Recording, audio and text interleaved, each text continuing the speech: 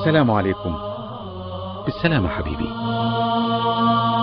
حياتي كلها لله فلا مولى لنا إلا أحب الله جل علاه ومن حبي له أخشى. حياتي كلها لله، حياتي كلها لله فلا مولى لنا إلا حياتي كلها لله.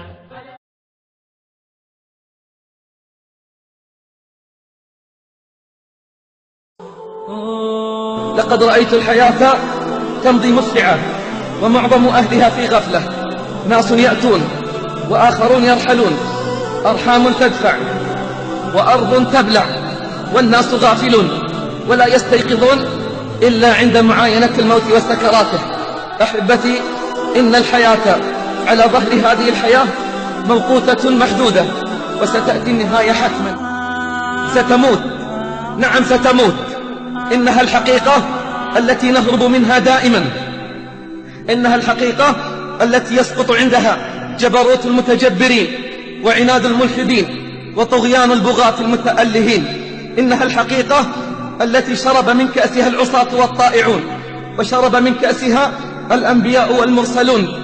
قال الله: وما جعلنا لبشر من قبلك الخلد أفإن مت فهم الخالدون. كل باك سيبكى، وكل ناع سينعى، وكل مذخور سيفنى، وكل مذكور سينسى. ليس غير الله يبقى، من علا فالله أعلى. اعلم بارك الله فيك أن لا سبيل للخلود في هذه الحياة. اعلم بارك الله فيك أن لا سبيل للخلود في هذه الحياة، فالكل سيموت. ليت شعري بعد الموت أين تذهب، رحم الله من اعتبر وتأهب. ليت شعري بعد الموت أين تذهب، رحم الله من اعتبر وتأهب. يا ابن العشرين كم مات من أقرانك وتخلف، يا ابن الثلاثين أدركت الشباب فما تأسفت، يا ابن الأربعين ذهب الصبا وأنت على اللهو قد عكفت، يا ابن الخمسين أنت زرع قد دنا حصاده، أنت زرع قد دنا حصاده لقد تنصفت 100 وما أنصف. يا ابن الستين هيا إلى الحساب فأنت على معترك المنايا قد أشرفت.